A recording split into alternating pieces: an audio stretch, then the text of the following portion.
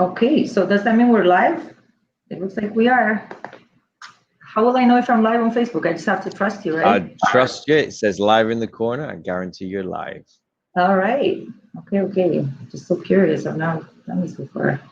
Oh yeah, we are. Hey. All right, awesome. So just so I don't distract myself. Hi everybody, this is Leticia coming to you again today for another edition of my weekly Money Matters webinars. As announced a bit earlier today, we're going to be having another conversation regarding the crypto world. We're going to be doing a deeper dive into the world of crypto. And joining me today as my guest is Mr. Daniel Halenko, who has been a crypto enthusiast and even crypto teacher for a number of years now. He runs a popular Telegram channel where he teaches other people about crypto, and he runs a free weekly call every Tuesday at 3 p.m. EST in case any of you really want to dive even deeper. But for today's call, I definitely have a number of questions for Daniel, and I would love to, I'm grateful that he's willing to share his expertise with us. So welcome to the call, Daniel, first of all. Thank you very much, Leticia, for having us, and hello everyone, wherever you are. Okay, thanks so much, Daniel. So in case you're all wondering, yes, we are trying out this new technology called StreamYard that actually Daniel introduced me to. Up until now, I was using Zoom and then going live on Facebook. But it turns out with StreamYard, you can actually go live to multiple platforms. So it's a benefit. We can potentially reach more people that way. So thanks for Daniel for even educating me about StreamYard. So you're welcome. Awesome. So I know we have a couple of people joining us live via StreamYard, and then we have probably some people on Facebook. If you are on Facebook, feel free to ask any questions you may have in the comment section. Same thing on StreamYard, there's a chat feature. Okay, cool. So Daniel, before we begin, would you mind sharing a little bit about maybe even how you got started with the world of crypto and why you are so passionate about it? And it's not just crypto, but the world of what you call sovereign finance. Yeah, sure. I'd love to. Thank you very much. I think that, like, I've been in business for most of my life. I started my first business when I was about 11, and I really cut my cloth and got my teeth into family business. So I run our family business for about 10 years, which is a 37-year-old business. And when I sold that, I spent a lot of time in business coaching, and as a person who's always felt quite connected, I eventually moved into a lot of purposeful leadership and ethical business coaching. And I really enjoyed that, but I think at some point I didn't realize how unfulfilled I was. Like, I was really enjoying it, but there's like a little niggle that was missing. And I just said to my partner one day, I was like, I can't stop thinking about crypto. And it was really out of the blue for me in my life at that time. Like, I'm not into crypto, I'm not into trading or anything like that. And she said, well, if you're feeling it, then follow it. And that was about 3 years ago. And I realized that all of the years of technology, because like, I'm really into tech. I'm a believer in high tech, high nature. I think technology can simplify things, but like anything, too much of it doesn't serve, or is more not as constructive as we'd want it to be. So I realized then when I was getting into crypto that actually I started to see this once you see it, once the penny drops, it's like watching the internet get made again. And most people were oblivious to the internet being made because we had no context around it. There's nothing before the internet that's comparable. So in the same way the internet absorbs telecoms, blockchain will absorb the internet. And so to see it happening and to be able to utilize my technology parts, my business parts, my consciousness parts, privacy, security, decentralization, all of these things just kind of come together within crypto. And so I very quickly realized, after months of 4 a.m. going to sleep, that this was absolutely why for years I did advanced computing, and why I really enjoyed implementing systems in people's companies and my own company. So it all kind of just comes together in this beautiful symbiotic way. Now, that being said, Daniel, I don't want people on the call to get intimidated because they may not have a background in advanced computing. But as the famous movie The Secret says, you don't need to know how electricity works in order to benefit from it. So, Not at you all. know, as you know, with my Money Matters webinar series, my intention is to simplify and demystify concepts that otherwise may feel intimidating for people. And I know the world of crypto, again, because it's so new to so many people, it can feel intimidating. And unfortunately, I feel like many people, because there's a lack of understanding, they just say, oh, that's too risky. Oh, I don't know anything about it, therefore I'm not going to touch it. Well, it's okay that you may not know anything about it right this moment, but that's why we're having some of these introductory conversations, and that's why I want to make the information available so that people can get a sense for what this whole world is all about. And again, I have had a few other Crypto 101 type calls. People are welcome to check my YouTube channel, Maven Wealth, and look into the history. I've had a couple of calls. But I think, from your background and your understanding of things, Daniel, what, a term that often comes up when talking about the world of crypto is this term called DeFi, which I think stands for decentralized finance. Would you please explain this term for our audience, and also maybe how it differs from what we currently have, which is, the central banking led financial system that we're in right now? Is that a good question? Is that a good question? Yeah, no, it's a good place to start. There's a few bits to just unpack a little bit. Okay. Just want to check that I'm streaming okay. Can you hear me okay, Leticia? Yep. Okay, cool. So I'm glad you finished that question with what you did. Like when we talk about decentralized finance, like first, if we just remove the word finance for a second and we just look at decentralized, because it presupposes that we have centralized finance. And most people, I know there are people on your calls and on your Money Matters are probably well aware of that, but so much of the world is centralized. We have centralized government, centralized finance, we have centralized education, we have centralized healthcare. All of these things have a top-down approach and something bigger that gets like more broken down. And but at the core of them is, let's say, someone or a company. Even companies and boards are centralized. There are decisions made with small numbers of people. And so when we move into, once we see that, we then start to look at the world and realize that all of finance is centralized. So then by seeing that and seeing what we mean by centralized finance, if we just take everything that we know of as finance, it's a very big sweeping term, but we break it down and we can start to say decentralized, meaning that there is no longer a central entity that's making a decision that passes on that information to something else that gets broken down. So in decentralized finance, it's as easy for me to lend my money to a person, to an entity, or borrow money, or pool money together, or there's lots of different things you can do, but there isn't one person, one company. There's no one that has to make a decision if that's allowed. So with decentralized finance, I have as much power and authority as anybody else does in that space to begin my own pool, to lend my money out, to receive interest on my money. I don't need a third party. I don't need an overseer to grant me approval. And this is some of the big difference between centralized finance and decentralized finance. And it brings a lot with it, a lot of positives, but like anything, it also brings a lot of newness and different forms of risk as well. Right, interesting. Because to some extent, I mean, people, even though we are going through some unprecedented times, and I'm referring to the fact that, especially in this past year, our friend Kevin, who is on the call, he's a big finance aficionado, and he, according to some articles he's read, 40% of the US dollar supply has been put into supply in this past year, 40%. That number seems insane to me. In other words, there's so much amount of like new money being printed, and inevitably that's just going to dilute the value of the dollars that are currently in circulation. And we know this is happening not just in the US. There were similar stimulus packages issued in Canada, in Australia, in most of the advanced countries, most of the first world countries. Yeah. So,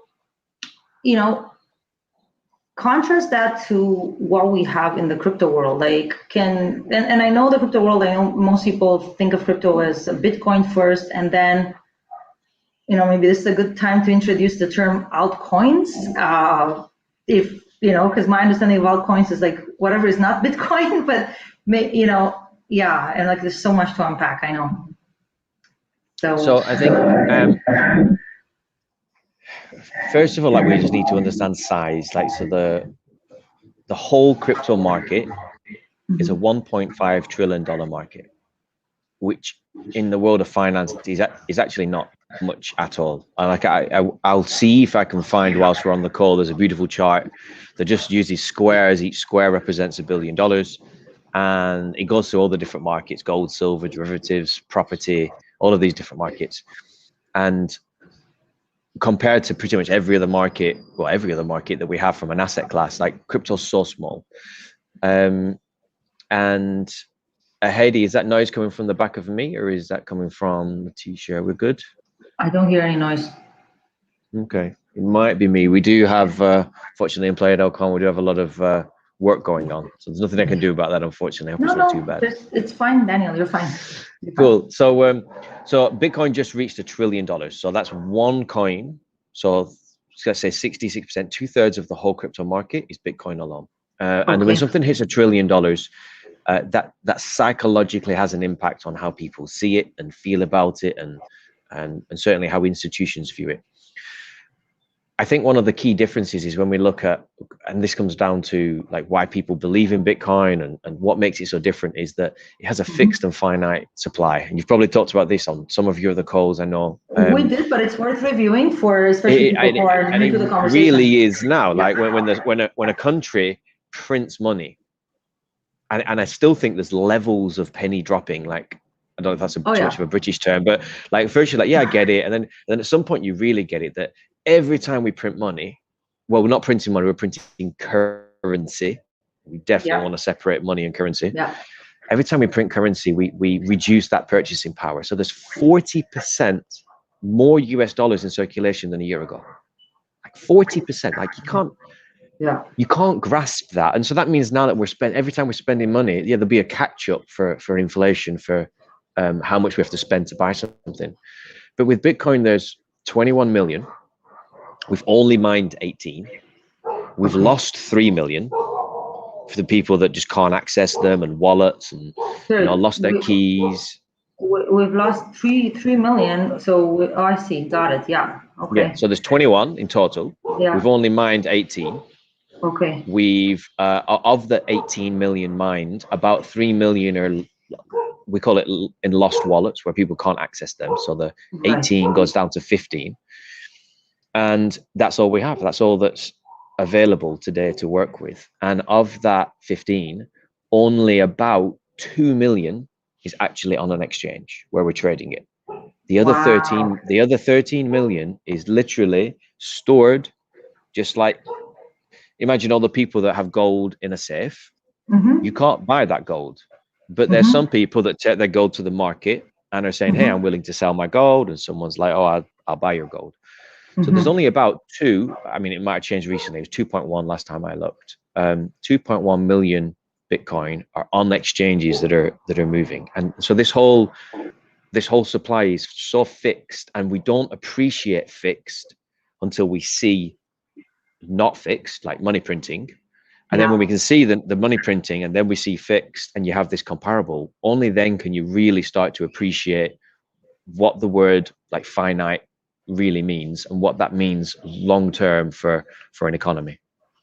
Got it. Well, so that actually brings me to kind of a next logical question, which is how is Tesla able to acquire so much Bitcoin? I mean, because it seems to me like it probably took him some time to even, like, took the company some time to acquire that amount of Bitcoin, 1.5 billion, because it's not so really like those amounts, those quantities. How did they do it? Yeah, like how are they even, like, it must have taken a while. Like probably he was out there every day on every exchange. Like you probably have his minions looking, like how are people, how are pension plans? Because I mean, one of the conversations I had with my previous guests that talked about cryptos was the fact that a number of pension funds, like the Harvard pension fund, like large scale financial institutions are investing like something like 780 million in Bitcoin. And again, we're talking like large amounts of money. So how are they doing it? yeah, do you have any clue about that, Daniel? Yeah. So it's not a secret. So if, again, just to cover something like really basic from a blockchain perspective, because it's also really good to separate the words crypto from blockchain. A blockchain is a permanent ledger. So when I give you some cash, nobody knows. And I can give people cash all the day, and I can receive cash. And it's that age-old saying, cash is king. But with the blockchain, there's a permanent record that address A sent it to address B. And that is both good and bad. Like, it's good because there's transparency, and it's bad because there's transparency. So when people want to buy large sums of Bitcoin, it's in their best interest to keep the price low. If I start buying large sums of Bitcoin and I spark a buying spree, then I'm paying more for my Bitcoin. Yeah, makes sense? Right. Yeah. So when you're buying large sums, there's only two ways to do it. You either, over a long period of time, buy small amounts consistently that nobody would really notice.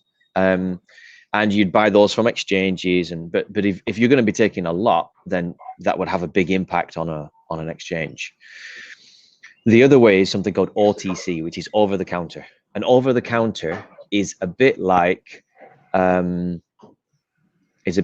me going to you personally and saying, I know you've got some Bitcoin. I'll give you some cash for it in your bank. Can you transfer it to me? We have a chat. We agree, you send it to me. Now, in that moment, the exchange where there's 2 million, they've got no idea that transaction just happened, because it didn't happen on here. The private sale, basically. Is a private sale. But if we look at the blockchain, we can see that address A sent it to address B. And there's a really good analysis called cryptoquant. And there's a term for this. I keep saying it's hash forensics, but it's not. It's something else. But in the same way you get blood spatter analysts, and the same way you get, any investigator, I'll find the term for it. But this hash forensics is people that study the blockchain, and they look for patterns and they look for things. So when Tesla bought, and when anybody buys, so earlier today, 3 billion worth of Bitcoin was moved off an exchange. And when that happens, that's usually a big buyer buying OTC. And I just want to say, when I say exchange, I don't mean the bit you see. This is the bit we see. But the exchange itself will have its own vaults, and everyone knows what those addresses are. And when 30 billion or 300, whatever, 3 million, 3 billion moves, there's a large amount of indicators that would suggest that was a private sale. And then a week later, some company will say, hey, we've just bought 3 million worth of Bitcoin. And then people start assigning names, and they're like, okay, we know this was the exchange, we know this was Tesla. And then they watch that to see what happens, because they now know the identity of that address. Interesting, man. So it's cool if you're into it. Otherwise, it's just some weird shit. I thought it was private, but I guess it's not that private that if people can kind of figure out your moves. But I mean, they cannot get access. It's called it's called pseudonymous privacy. So it's not private, because no blockchain is truly private. You can always see the movements, but it's pseudonymous because without me knowing that you own that address, I don't know who it is. I know what you did. I know where you sent it, but I don't know who you are until an identity is attached to it. Got it. Yeah, makes sense. And in case people are wondering about this Bitcoin address, that's something you will have when you download a Bitcoin wallet, and so that's a good segue. I think we did cover wallets in a previous conversation. My friend Neil, who I guess is not able to join us live via StreamYard, but I mean, that was one of the questions he asked, what's the difference between a hard wallet and a soft wallet. So maybe we should first of all define what a wallet is, Daniel, for people who don't know. It's something, I mean, I can define, but maybe I'll let you. I was going to say, well, like, no, I'm curious. How would you define a wallet? Forget the hard, the soft, the hot. Sure. What's a wallet? I mean, my understanding of it is you need a wallet in order to access your cryptos. So just like you have a cash wallet where you store your cash, except the crypto wallet, my understanding is your cryptos are not actually stored on the wallet. They're actually stored in the blockchain. But the wallet is basically the key to the door that opens, I guess, your private garden where you store your coins. But you need, if you want to be able to access cryptos, you need a wallet. That's my understanding. So if you want to buy some Bitcoin, generally agree with that. Just closing a few windows to see if I can make it a little bit lighter. Okay.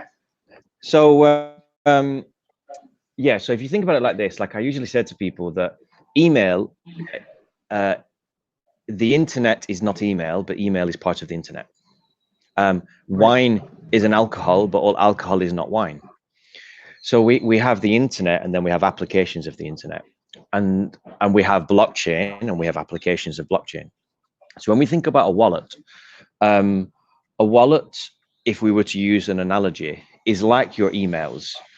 I could say that on this phone is an email client.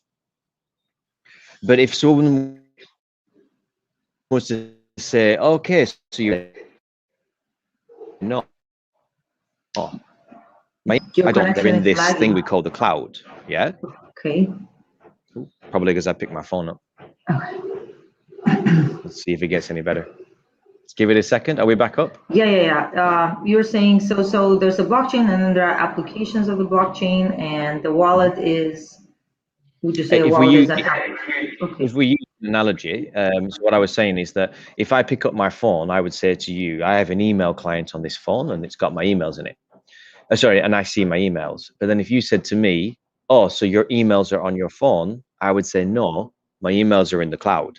On the server. The email client, the email client is just a window to see the emails. So if we use that same thinking with a wallet, the information that says how much Bitcoin you've got, or whatever blockchain it would be, is stored on a blockchain. And just think of a blockchain like a cloud. It's just simpler. A wallet is a window within which to inspect that information. And there's only two pieces of information. There is a public address, which is the one that everybody can see. This address has got 10 Bitcoin. And then there is a private address or a key, and that is the key that allows you to do something with it. So whoever has the private key can move that Bitcoin, and wallets store private keys. Right. So if I want somebody to deposit some Bitcoin to me, I will have to share with them my private key? No, public. My public key. So that's the one. So if I click on receive in my wallet, that's 16, however many digits. It's a string of random characters. That's my Bitcoin address. I actually didn't know there was a difference between. I didn't know there was also a private address. But anyway, but basically, all I care about is if I want to receive some, I need to give them my Bitcoin address, which my wallet will tell me what it is. That's and you'll never have seen a private key, because when you use a wallet, it's built in, like that wallet is built into it. You can extract it and you can store it on a piece of paper, and that's what people call them paper wallets. And on a paper wallet, I'd have a QR code and another QR code. This is my public, this is my private. But if I lose them, that Bitcoin is lost forever. You'll never, ever get it back, because you need the private key to do something with the public information. Okay. So what about, when people download, let's say, a wallet app, and you're presented with that string of letters, of words, is that the private key? No, that's a seed phrase. Oh Lord. Okay. Doesn't matter. So I'm going to bring this back to, I'm going to link this all back now to why I call it sovereign finance, right? Okay. So I've been in sovereign leadership for years, and it's one of these terms. I remember someone first introducing me to the term sovereign, and all I thought about was the Queen. You know, as a British person, the sovereign monarchy, all that sort of stuff. And I've learned over years to reclaim the word sovereign and sovereignty and what it truly means as a human being of this earth. And we've never had sovereign finance, sovereign money. Like the closest we've ever had is gold. But even then, like, what was it, 1936? Well, certainly in America and at times in England, the government have said, oh, hey, give us your gold. And everybody obliged and gave them the gold. So even in that moment when we had sovereign money, we didn't have sovereignty over the money because we just handed it over. So sovereign finance is like, we are in a space right now that we've never, ever experienced from a financial perspective. There's a lot of these never, ever experienced situations going on. But the one I'm referring to is that we have a brand new asset class being made, a brand new thing like housing market, like gold, and a new set of assets that have been made where money is flowing into them. The greatest transference of wealth we've ever seen. So this let's just talk about Bitcoin. This $1 trillion thing called Bitcoin, where did that money come from? How is something suddenly worth $1 trillion? So it's got people's money like you and me, but it's got lots of wealthy people's money, and it also has lots of institutional money. And the more of that institutional money flows in, the more it flows out to everyone else that has it. So it's a transference of wealth from a lot of wealth to this thing called Bitcoin. So that's what it's containing. And the reason it's sovereign finance, because once you have a Bitcoin or whatever, 0.00001, always remember that you don't have to buy one Bitcoin. It's broken down into 8 decimal places. That's right. So yeah, no one can take it from you. No one can stop it. No one can, well, they could say they can ban it, but they can't actually ban it. It's a cloud, it's a computer program. Yeah. Or it's an algorithm, I should say. You can't take it away, you can't control it, I can't steal it. It's yours. It's the closest thing to digital gold that we've ever had. But to quote in a really weird way, the Spider-Man quote, with great power comes great responsibility. So when you suddenly have that Bitcoin, if you lose that private key, the key that unlocks the ability to send money from the public address, if you lose it, it's gone. And we've never had that level of responsibility before, because most people's version of money is currency and it's in a bank. And you're never going to lose the money in your bank. And at the worst case scenario, you walk into the bank with your passport and say, that account's mine. And they do a bit of checking, and then they go, yes, it is. You can't do that with Bitcoin. So sovereign finance is truly revolutionary. Really, really is. However, most people aren't ready for the level of responsibility, just because we have no experience in it before. Well, I know some people are ready, and some people are looking to jump at the opportunity. I do have, I had another good question from my friend Neil that I'd like to bring to your attention, because there are still some naysayers out there who are saying that, I'll read to you for a second, because he had a good way of wording the question. Give me a sec. I mean, well, among others, people like wealthy people are saying, here.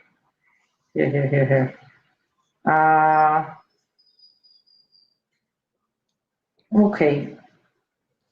It says, what are your thoughts on what many billionaire investors, critics like Bill Gates, Warren Buffett, Ray Dalio, Mark Cuban, talk that Bitcoin and other cryptos are not A, utility, i.e. they're not producing anything, and B, the store of value is more of a religion. So what would your take on that be? I thought that was a good question, Daniel. No, that is a good question. And there's a few different parts of that to discuss. So everybody has different values. There is a person right now who has a high value on a Prada handbag for $1,000, that's made in Milan. Yeah. And there's a person that buys upcycled handbags from ethical market stalls. And if you try to sell that handbag to that girl and that handbag to that girl, it ain't gonna happen. Yeah. Which handbag is better? Doesn't matter. It's whoever, you know, beauty is in the eye of the beholder. So when we look at investing, there are people, and you'll know people, you've been in property for years. There are people who just buy properties. You talk to them about gold, they're not interested. You talk to them about the next big thing, they're not interested. You talk to them about, there's some people that only buy domestic residential properties. You talk to them about commercial interest. No. I just do this. So like Warren Buffett doesn't believe in any technology. Yeah. Now, I am not knocking Warren Buffett. He has been successful. Obviously, he's one of the world's greatest traders has ever been. Yeah. And he chooses not to invest in things he doesn't understand. And there's a guy yesterday who also talked about how Bitcoin's terrible. And the guy's 93 years old, incredibly wealthy, doesn't invest in any technology at all. You got to remember that Warren Buffett said that buying Apple stock was a bad idea, buying Facebook, Google. So it's not that he's wrong, but you have to understand the value structure. Yeah. Just like one of those girls standing up and saying, ethical upcycle handbags are cheap and you should never buy them. They're terrible. It's like, well, from your point of view. So we have to, first of all, break down the argument to understand who's saying it and why. Ray Dalio is one of the most successful traders, and he's brilliant in his approach, his principles. I love a lot of the stuff around Ray Dalio, but he's very much around what he calls utility, and is currently not in favor of Bitcoin. So then we start to look at this word utility, which is a really important word to use. And when we discuss altcoins and other coins that are in the market, one of the big questions is, what's its utility? What's its use case? Why should it matter? Yeah. So I ask the question, I don't have anything with me, but if we think about do I? Yeah, I do. Here we go. Let's talk about the intrinsic value of this note. Now, I know there's sorts of people that are on these calls. What is that? That's 100 pesos, guys. Sorry, yeah, it doesn't matter. It's a note. It's a bank note, yeah? Yeah. What is it? It's the greatest IOU we've ever seen. But then even when we call notes an IOU, okay, what do you owe me?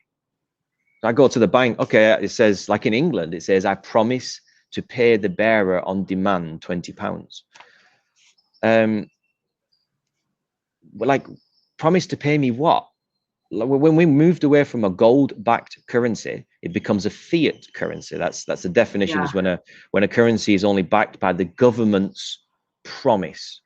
Right. Promise of what? There is no answer for. So there's a lot of people that thought, Bitcoin's got no intrinsic value. And I was like, well, what does have intrinsic value? Unless we're going to use something in production, like silver is used a lot, gold is used in components. It's, it conducts electricity really, really well. And you could argue that gold's beautiful because we think it is. I mean, Mayans didn't. Mayans considered chocolate more valuable than powerful, gold. More valuable than gold. Like when the Spanish came, the Spanish were like, "What are you doing with all this gold?" And they said, "Do you want it?" Like, we don't want it. So intrinsic value, when we talk about money, it's just belief, and we all know it's belief. Like, if everybody stopped believing that this note was worth 100 pesos tomorrow, it would literally be pointless. So, and that's happened, by the way, Daniel. That's happened recently in countries like Venezuela, where the currency became basically worthless. People were, kids were jumping in pools, empty pools, full of Venezuelan currency. There is a guy who, and his name evades me, he started researching every fiat currency that had ever existed, ever in the history of mankind that's recorded. And he got as far as B. He went alphabetically, and he got to B, and he got to 700. So he'd done 700 fiat currencies by the time he'd got to B. Wow. All of them have failed. There's not a single fiat currency that's ever lasted the space of time. At some point, we revert back to something, Yeah. Wow. So the reason I bring this up is because when we talk about Bitcoin and someone says, oh, it has no intrinsic value, it's like, well, neither does it not. It has belief behind it. And for as long as people believe in anything, it will exist. Wow. Yeah. So to go back to utility, Bitcoin has as much utility as fiat currency does. It has just because it's not, someone would say, what problem is it solving? Well, I could say it's solving, what is it, the $600 trillion question, which is like the, I don't know, is it 60 trillion? How much is 60 trillion? How much money there is moving up currency, moving around the world? Yeah, probably now 70 trillion with America's recent pump and dump. So the $60 trillion question is, this world that works in one format or another only works because this money keeps moving around. And that's why when an economy slows down, we try and like inject it with cash to see if we can get it working again.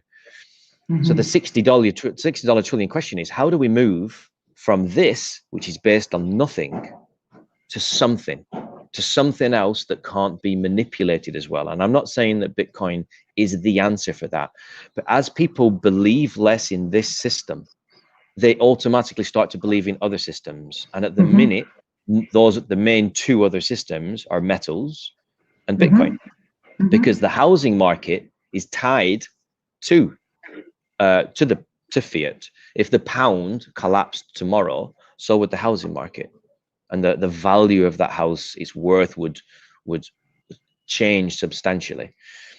So the utility and the use case of Bitcoin for me is the world's fastest growing asset class that you can own fractions of. Most people can't afford a gold coin at like what, $500 or whatever it is. Yeah.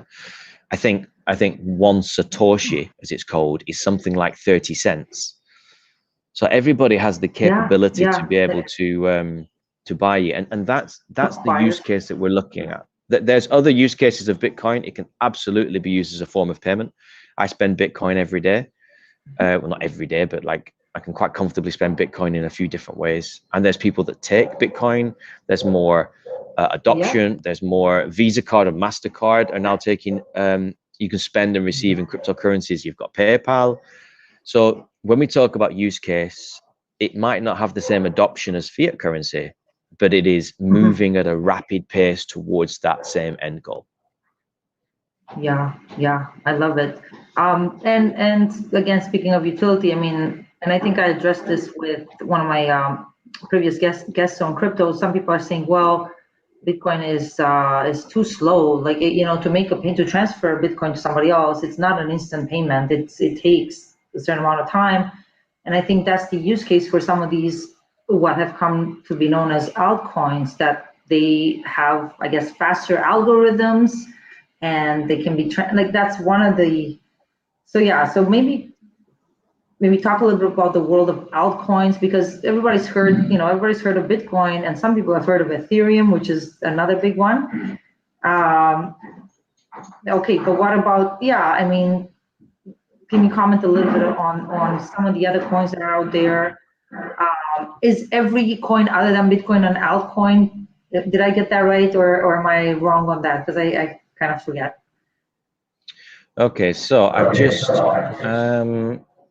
I have the power to do this, or is it you? Yeah, are you trying to share a screen? Add to stream? Yeah, you want me to do that? See if you can add it and just put it, there we go. Okay. Okay. Because I want to bring in here, in the green room for StreamYard, Kevin asked a question, and he said, why will Bitcoin not be replaced by another coin that has a smaller supply? Is it because of existing network effect of Bitcoin? And this question gets asked a lot, like, surely something bigger and better will come along and replace Bitcoin. Totally valid question. So there are, I see there's a bunch of questions in the private chat. Oh man, okay, yeah. Just give me a minute to just reorganize my windows.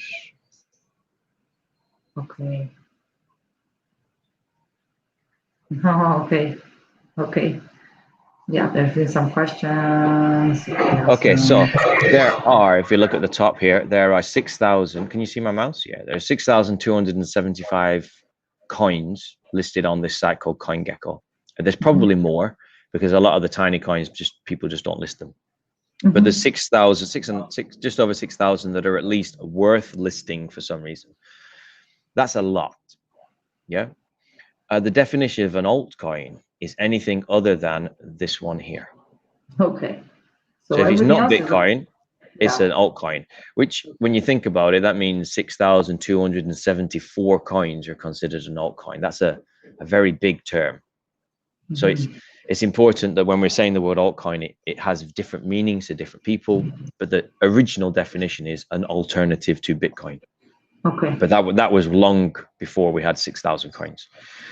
So I want to answer about altcoins and Kevin's question. So there are coins that have come through, and let's start to just call them tokens because coins can be mentally confusing sometimes.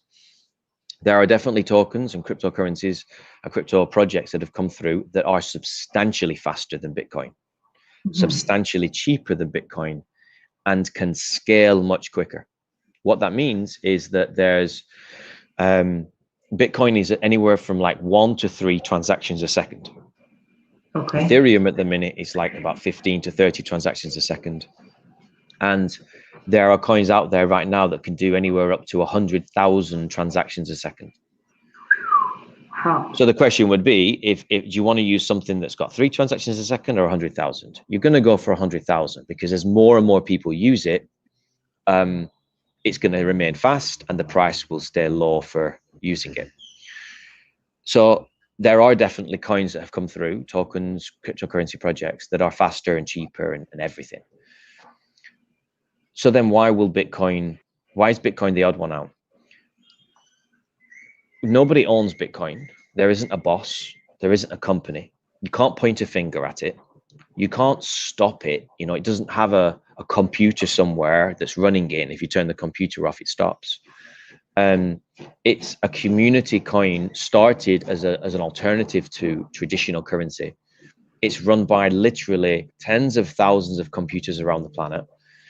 Yes, there are computer farms that have a lot of computers in them, let's say, that might contribute for 5%, 10% of all of the power. But in order to stop Bitcoin, every single computer in the world that is running a Bitcoin node, as we call it, would need to be turned off. And for as long as there's one computer left on, Bitcoin will continue. Every other coin, all of the altcoins have a creator. They have someone that can be sued.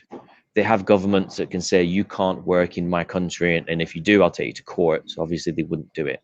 Wasn't there something with XRP, if I may ask Daniel, where the Security Exchange Commission tried to sue them because I guess they're claiming that XRP is actually a security, right, as opposed to a currency, or as opposed to a utility token.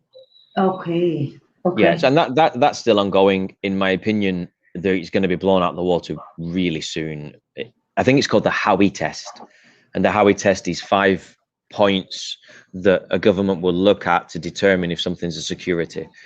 And I feel like we just need to discuss what a security is, because it can be really confusing for people. But like, if I say invest in my stocks, yeah, if I say invest in something and the price is going to go up, then that's a security. And it's my job to kind of do things as the company to make us bigger and better to make the price go up. And there's a couple of points in the Howey test where you could argue, yeah, okay, it's a tick box for that. But for the most part, it's complete rubbish. And even in side briefings in the years before, the SEC had said that XRP is a currency and or at least a utility token, because it provides utility, which it does. But if we take the whole thing as a point to link it to what we're talking about before, they can be taken to court, and they are Ripple. And Ripple and XRP, even though Ripple invented XRP, they're separate. Even if they go to court and are sued, it has nothing to do with XRP in a way. But I don't want to get too much into that. So what makes them different is that this is one of the things that makes Bitcoin stand out above all the others. It's like it really is a community coin. And when someone tries to make Bitcoin better, they go out and they say, hey, so we're doing 2 transactions a second. And I think if we do this, this, and this, we can make it better. Unless the whole network unanimously agrees on the change. If half of the network start implementing the change, the coin forks. And that's where we get Bitcoin Cash and Bitcoin Satoshi Vision. All these people think they can do it better and faster and all these other things. But as soon as that happens, you have, if unless everyone agrees, it will just change. And so what you've got is this, in a way, from a blockchain perspective, old technology. But it stands out from all of them because for as long as there are people who believe in an alternative form of a tradable asset away from governments, Bitcoin will exist, in my opinion. Everything else, even though it's faster, it doesn't hold the same value as Bitcoin. But no, not even appeal. I mean value structure. Bitcoin's origins is like the cyberpunk movements, like true anarchists who are like literally wanting to build something outside of a system. And they're not going to move to something else. They're not going to suddenly just switch over. Yeah, it's really, really cool. So you've got all of these are altcoins. And if I'm honest, like, what did I say it was? 6,000. I mean, 10% of all of those coins, I think, have got some really good use cases and are going to go somewhere. The other 6,000, whatever, 6,100, are everything from charlatans just trying to take money and squeeze money out of people, all the way to really good ideas, but they're so early in their development that, you know, I reserve the right to, I'll hold full judgment on how far they'll get, but they're really not risky. They're gambles at this stage. It's like someone coming along with an idea and saying, hey, give me 10 million pounds. I've got an idea on a piece of paper. Yeah, it's a really good idea, but it was so early in the day that you couldn't say it's getting anywhere yet. Got it. Daniel, so I have a couple of other follow-up questions. So again, my friend Neil, he's like, is it a good idea to get into Bitcoin mining? And you just told us that, there's 21 million Bitcoins, totally possible. We already have 18 million of them, and the 3 million have been lost. So what is there left to be mined? Pardon my ignorance, but I mean, that's okay. There's 3 million left to be mined. They estimate that the last mining will take place in 2046. So in terms of time, yeah. But we just, when someone says, I spoke to someone 2 days ago that said, I want to get into mining. My first question is why? Yeah, so if there's a chance, if whoever asked that question could just answer why, and it's usually money or interest. So if it's something else, let me know, but let's just look at those two, So the guy the other day was not interested in money. He's interested in, I want to do it. Yeah. And I was like, that's cool. Okay. So anybody can get into mining. You need a fast, I'll say like processor. You need a fast machine, not necessarily a fast computer, because you don't need to run Windows and things like that. You will need a decent amount of technical ability. But you got to remember that the amount of power it will take to begin mining, you'll suddenly get an electricity bill that might cost you a decent sum of money. So mining isn't something you just kind of dabble in, and it can take a long time dependent on the speed of your machine to process something or do anything. So if you want to get into blockchain because you're interested, mining Bitcoin wouldn't be the first thing that I would say. Like, there's so many different things you can do in the blockchain world to begin to understand it, that will cost you a lot less. If you're trying to get into it for money, there's far simpler, far better ways of doing that than mining Bitcoin. If someone said, I want to mine Bitcoin because I want to make money, I would put them off in every way that I could, because the amount of work it will take them and the amount they'll actually make from it is just insignificant compared to what you can do in other areas. That's so interesting. And yet there are companies that are doing this. They're the Bitcoin miners. That's the business they're in, and that's so interesting. And I guess they are counting on the price of Bitcoin continuing to go through the roof. Do you think it's yeah? And I guess that's another question somebody had, is like, how much of, especially, we're seeing so much increase in the price of Bitcoin recently with the Tesla announcement, especially. And I guess the question was, is there, how much of the price of Bitcoin is based on speculation? How much is it truly based on intrinsic value? Now, I got your point about the fact that, to begin with, Bitcoin has a limited supply. They can't make more of it. So therefore, if there's more buyers, that makes sense, right? If you got like a lot of buyers lined up to buy this thing that's in limited supply, it makes sense that the price is going to go up. So are these just market forces at play, or is it just like, okay, so I guess we're yeah. And this also is the question, like, should I still get into Bitcoin? Like, is it too early? Have I missed the ball? This is all in that same sort of question. Yes. Everybody always thinks they've missed the boat for everything. When someone comes along to talk to them about something, that person that's come along's already got it. So then the natural reaction is like, oh, well, how do I know I'm still going to get something? And it's a natural response to have, yeah. So it's really and if we remove emotion out the question and we try and remove bias as much as possible, because that's really important to do, what are we left with? So if we look at we find that you're probably not going to be able to see these. I'm going to attempt to put them on my screen. Oh, you can see it. So that's the price of Bitcoin, the black line, yeah? And then the yellow line underneath that is the number of addresses, wallets, that hold at least $1. Okay. And the answer is something like 35 million, I think it is. But the point is, and I find this ironic you asked me this question today, when we relate that to the population of the Earth, this is the population of the Earth that have a Bitcoin wallet. Like one whole Bitcoin? No, a Bitcoin wallet that's holding at least $1 worth of Bitcoin. Oh, and that assumes that a person doesn't have two wallets. So let's assume, so there's 35 million Bitcoin wallets with at least $1 worth of Bitcoin. Okay. And let's just pretend and assume that every one of those wallets is an individual person. That's the population of the Earth that have a Bitcoin, right?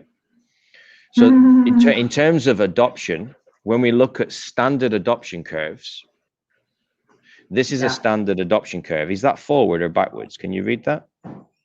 It's forward. It's good. Yeah, we can see it. Okay, so what we have here is we have, this is how everything adopts. This is how technology adopts. We have innovators who get in first. We have early adopters.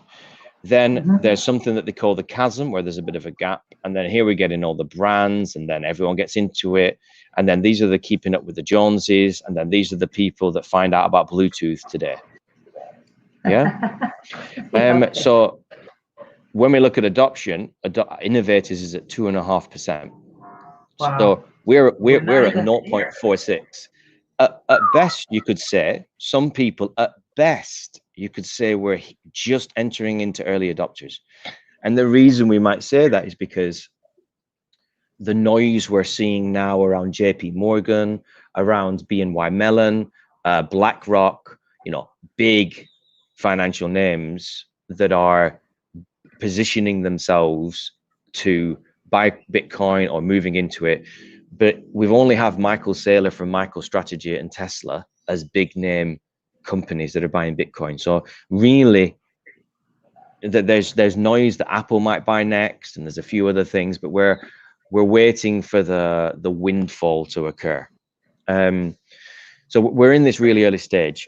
So we are really, really early. And when we start looking at, again, what I began with, that we're $1 trillion market cap at the minute, you only need 1% of BNY Mellon, BlackRock, any large hedge fund, 1% of their fund to go in, like from 3 or 4 of these companies would literally put Bitcoin anywhere from $500,000 to $1 million for one Bitcoin.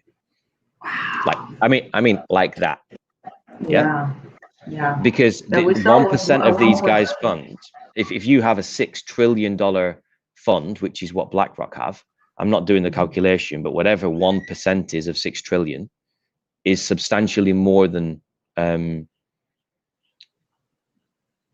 well, is I don't know, 5x, 10x, whatever it would be on, in fact, no, it wouldn't be, because we're at 1 trillion, 6 trillion. It's a lot. I'm not pulling up the maths on it now, but it's a substantial increase. And I'm just acutely aware of time as well. That's okay. I'm aware of that. I know, Daniel, there's so many things I was still hoping to cover, but realistically, we may have to leave some things for another call. Yeah. And, you know, so this has been more of a conceptual call. Speaking of concepts, so what do you say to people? Again, I had another question, you know, what do you say to people who say, well, you know, Bitcoin and other cryptocurrencies are not going to replace, what are your thoughts on major investors, economists, experts, etc., who are saying that Bitcoin or any cryptocurrency will not replace fiat government-backed currency? Well, first of all, it's not exactly government-backed, but it's, you could say, government-endorsed. I would agree. Okay. So there's nothing wrong with fiat. There's nothing wrong with the cash that we have. Yeah. In the same way, there's nothing wrong with a knife. A knife isn't bad. It's a knife. Yeah. The idea of a token that we pass around to buy and sell is a very plausible, logical idea. The issue is who's in control of it and what they do with it. You give a knife to a madman, you'll get a very different response than to a Michelin star chef. So this concept that we have money and it moves around and we buy and sell it is totally cool. The issue is what's behind it and who controls it. If who controls it can just print more of it, well, that's not good. Yeah. It's not good for the rest of us who don't have the printing machine. Exactly. Yeah. And then the whole idea of this money that gets then lent to governments, and you know all about that. Yeah. That's not good. I know it's a sick system. It benefits a handful of people at the top of the pyramid, and then to the detriment of everybody else at the end of the day. Of course, you can find ways to still work within the system by acquiring assets like income-producing assets, real estate. And I heard you comment about real estate and how property values are tied to the fiat currencies.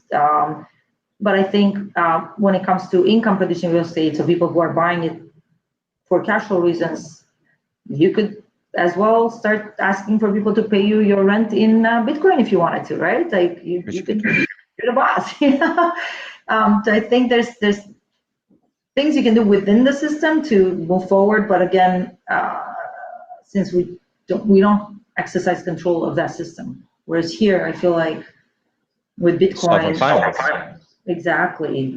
We take the power back. And I know there are many people in my audience that are also concerned about, you know, the increasing restrictions that are being placed on us. And obviously, if we don't have access to any alternatives except for their money, the currencies that they decide, you know, if you want to buy groceries, that's what you got to pay with.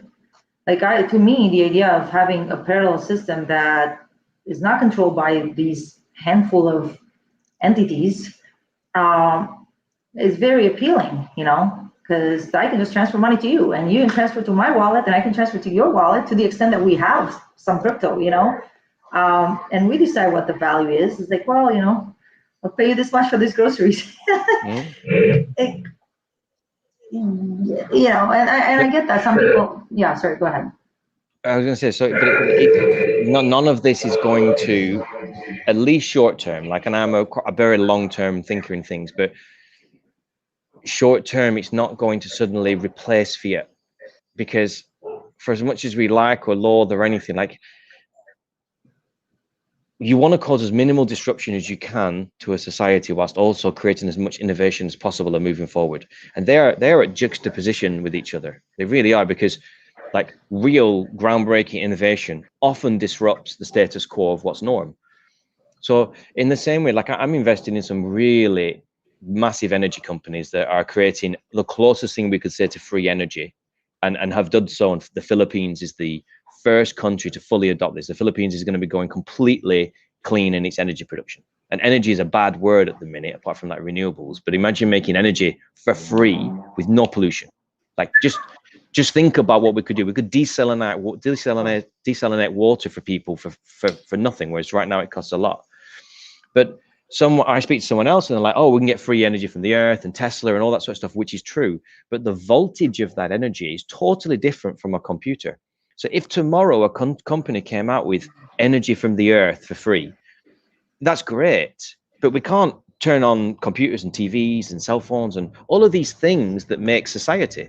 So we have to have transitionary periods whereby we keep something going in order to service people, humanity, nature, everything, whilst also moving into another space. And that's why I don't think fiat will go. It will just evolve into something that's backed by something.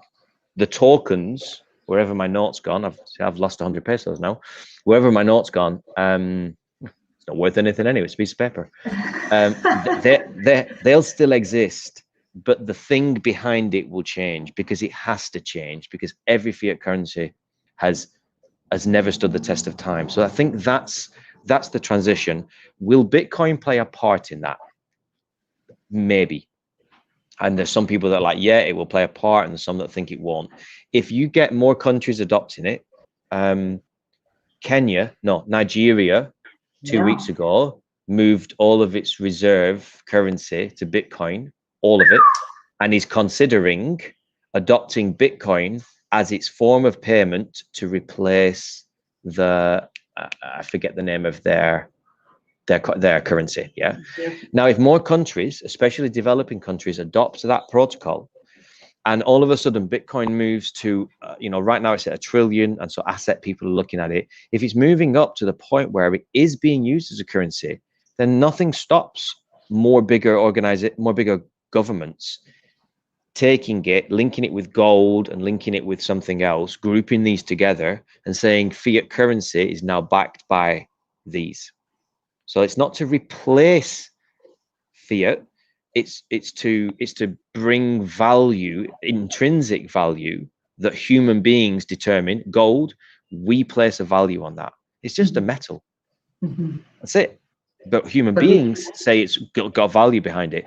Bitcoin's no different. Just because it's data doesn't make it less pretty than gold. Prada handbag, ethical upcycled handbag. They're the same things. I determine what it's worth. So interesting. So I mean, human psychology at the end of the day has a lot to do with it, and the rate of adoption of this new technology or this new type of currency is, it really comes down to how many people know about it, how many people get educated about it, how many people like this system better than what we already have. And that's why we created that Future Leaders, was because once I started to really see all this, I was like, you know what, I felt a duty of care to begin the process for those that are interested, because I'm not here to have arguments with people. Like, this is my belief structure and we all believe what we want to believe. But we made Future Leaders on the basis that this is the greatest transference of wealth that we've ever seen. It's a once in a 1,000-year opportunity. And people, you, me, average Joes on the street, have an opportunity to really own a piece of something that is sovereign finance, that has the potential to change lives. There is still a lot of risk around that, and I always put an asterisk on it. Yeah, nothing is a red magic pill, but most people are unaware of it, or have a clouded view of it because of mainstream media, the narrative that surrounds it. And so we made Future Leaders to literally hold a space to allow people to go from I haven't got a clue to fully understanding and being able to go out into the 1 meter deep water and just swim around without their rubber rings on. Yeah, Awesome. So thank you for sharing that, Daniel. And I do want to let people know, people watching, that you do have a weekly call. You have a Telegram channel. Many people in my audience are already on Telegram. It's just an app, very similar to WhatsApp. So if you're not on Telegram yet, don't get intimidated. It's super easy, okay?